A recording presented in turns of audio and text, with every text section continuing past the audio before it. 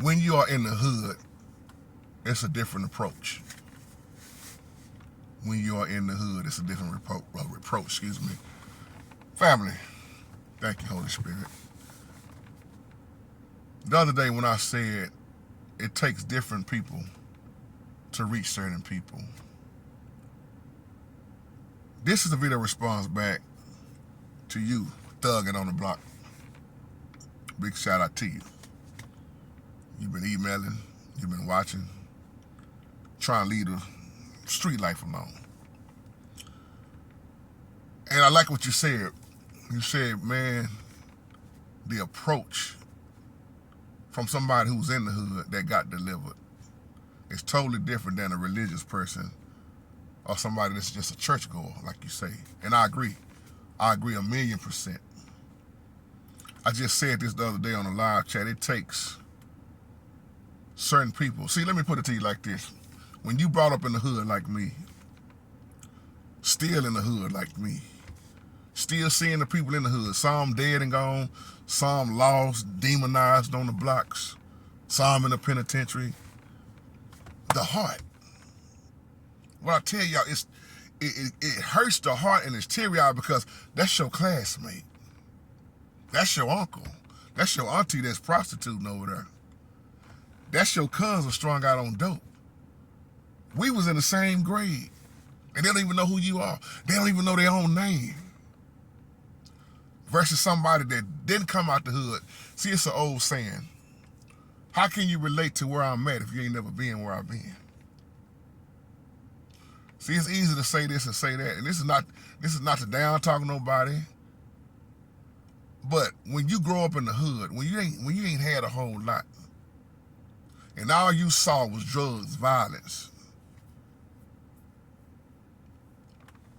brothers against brothers, crooked church folks, the crack fiends, dope fiends, whatever you want to call it, just put you in the mind of the movie New Jack City. A lot of us grew up like that. A lot of us saw people hitting the pipe. Still see it. We see them hitting the needle. You still see crack bags every now and again on the ground while you walking. But it takes that type of person, male or female, who grew up in the hood, that got delivered, that can reach, versus somebody that was brought up that had everything. See, it's hard to relate to that.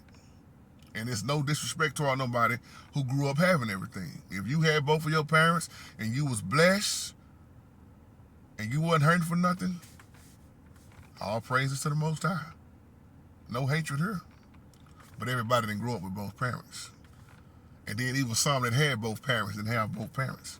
Somebody catch that later on the night before they go to sleep. Because you got the man of the house and you got the man that just walk around the house. And some of y'all just know from past experience, some women just had to have a man, period. They didn't care how he was. They wasn't going to be lonely.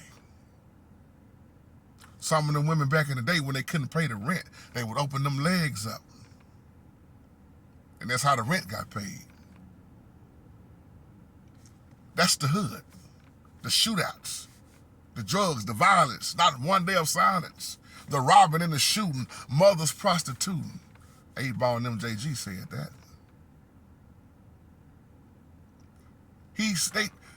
8Ball and MJG long time ago said the drugs, the violence, not one day of silence, and the robbing and the shooting, and mothers prostituting. But if you try to jack me, your whole family going down. Your mama, your auntie, your uncle, your cousin, they all going out by the whole dirty dozen. How many people went out like that? That gangster mentality, that thug mentality. So when somebody that was raw and uncut in the hood get delivered, they able to go back in the hood. They ain't gonna reach everybody, but it may be 2 or 3, or maybe that one that saw that if he can get delivered, so can I. So the approach in the hood is totally different than when you in a church building. It's totally different. That's why I love, may the Most High rest his soul, I love Pastor Stephen Darby messages. who used to sell dope and tell you in a minute he used to sell dope, got locked up behind certain things, and when he got delivered. How many times did I see a dope dealer leave a message like I was telling his son, Stephen Darby Jr., boy, your pops was reaching so many dope dealers getting delivered because of the raw and uncut messages. Street, no street. Hood, no hood. Ghetto, no ghetto. Project, no projects. And it's a different approach. That's why everybody ain't sent on the same mission like we talked about the other day. You got to be built for it. And if you're not built for it, how you going to accomplish? So just coming from the block, hard up conversations. I would have put it on camera, but out of respect, like I told my boy, I'm not going to put it on camera because I know how you are. But I said, but at the same time, it would reach so many people. See, a lot of people used to get mad at my old videos when I would put the niggas in prison or out of prison on camera, like Twin. If you go back and look at my old raw and uncut videos, religious people had a problem with that because of the way they spoke. And I'm saying it the way they said, put a nigga on camera. Put the nigga on camera. Put me on. I don't mean no disrespect toward that the way I said that. But those people are dead and gone now. I would let Twin come in and just cut the camera on, and he'll tell you his horror stories of that penitentiary. He'll tell you how he saw death. And that helped so many people who was on their way to prison say like, bro, I hope I don't get locked up over there. When you get sent to a prison out in the middle of nowhere, the guards have their way with you. You can scream loud as you want, ain't nobody gonna come. I tell these young boys, these young women and young brothers, stay out that penitentiary, man. Some of them ain't coming home. Some of them are so young and being locked up with some of them that's older. Mindset, it's gotta change. That heart gotta change. So yes, I'm responding back to you. Thuggin' in the Hood and brothers and sisters, I'm gonna ask you this question, Thuggin' in the Hood. How long do you think you can stay on these blocks? How long do you think you can run to the enemy's territory and try to slang on their corners without something happening to you? How long do you think it's gonna be for somebody to turn on you, hate you, snitch on you, murder you? You got 5 kids and 1 on the way.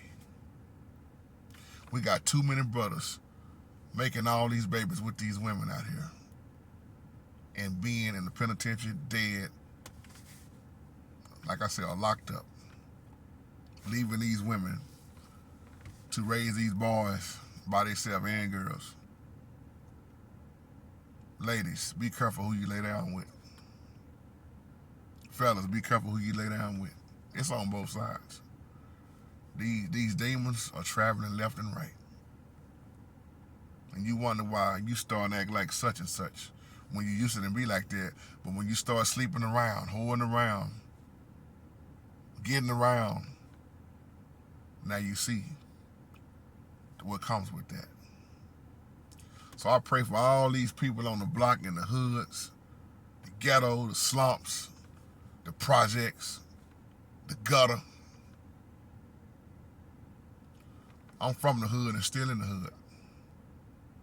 But they done pretty much took this hood and then made it a neighborhood. But I've been around long enough to see the dirt, the crack houses, the trap houses, the dope fiends, you don't hardly see it no more.